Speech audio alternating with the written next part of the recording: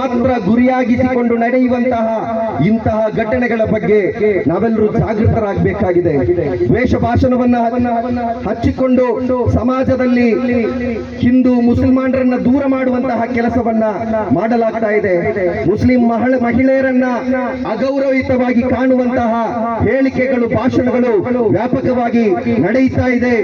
Muslim ಸಮುದಾಯದ ಸಹೋದರರನ್ನ ನಾವೇ ಕೊಲ್ಲಿಸಿದ್ದೇವೆ ಅಂತ ಹೇಳಿ ಬಹಿರಂಗವಾಗಿ ಹೇಳಿಕೆ ನೀಡುವಂತಹ ವ್ಯಕ್ತಿಗಳ ಬಗ್ಗೆ ಯಾವುದೇ ಕಾನೂನು ಕ್ರಮಗಳು ಜಾರಿಯಾಗುವುದಿಲ್ಲ.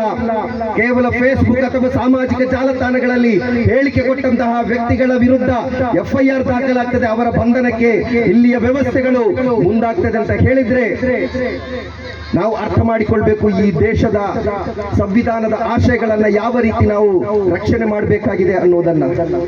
ನನ್ನ ಮುಂದೆ ಕೂತಂತಹ ವ್ಯಕ್ತಿಗಳಲ್ಲಿ ಯುವ ಸಮುದಾಯವನ್ನ ಅಗಣ್ಯವಾದಂತಹ ಸಂಖ್ಯೆಯಲ್ಲಿ ನಮಗೆ ಕಾಣಲಿಕ್ಕೆ ಸಾಧ್ಯವಾಗ್ತದೆ. ಈ ಒಂದು ಯುವ ಸಮುದಾಯ ಎಚ್ಚೆತ್ತುಕೊಳ್ಬೇಕು. ನಮ್ಮ ಪೂರ್ವಜರು ಸ್ವಾತಂತ್ರ್ಯ ಹೋರಾಟವನ್ನ ಮಾಡುವಂತಹ ಆ ಅವಕಾಶ ಅವರಿಗೆ ಒದಗಿತ್ತು. ಅವರು ಅವಕಾಶವನ್ನ ಕೈಚೆಲ್ಲದೆ ಅತ್ಯಂತ ಯಶಸ್ವಿಯಾಗಿ ಸ್ವಾತಂತ್ರ್ಯ ಹೋರಾಟಕ್ಕೆ ಧುಮುಕಿದ್ರು ಮತ್ತು ಅದರಲ್ಲಿ ಯಶಸ್ವಿಯಾದ್ರು.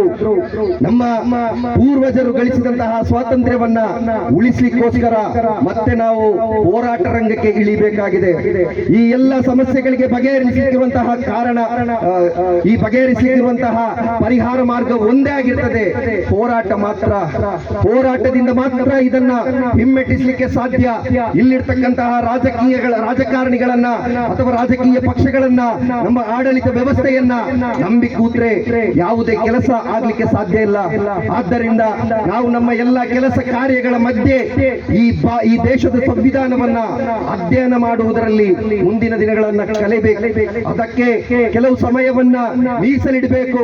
ಇಲ್ಲಿರ್ತಕ್ಕಂತಹ ವ್ಯವಸ್ಥೆಯ ಮಧ್ಯೆ ಮಾತನಾಡುವಂತಹ ಸಂದರ್ಭದಲ್ಲಿ ಸಂವಿಧಾನವು ನಮಗೆ ನೀಡಿರುವಂತಹ ಒಂದೊಂದು ಹಕ್ಕುಗಳ ಬಗ್ಗೆ ಮನನ ಮಾಡಿಕೊಂಡು ಆ ಹಕ್ಕಿಗೆ ಅನುಸಾರವಾಗಿ ಮಾತನಾಡುವುದನ್ನ ಕಲಿಬೇಕು.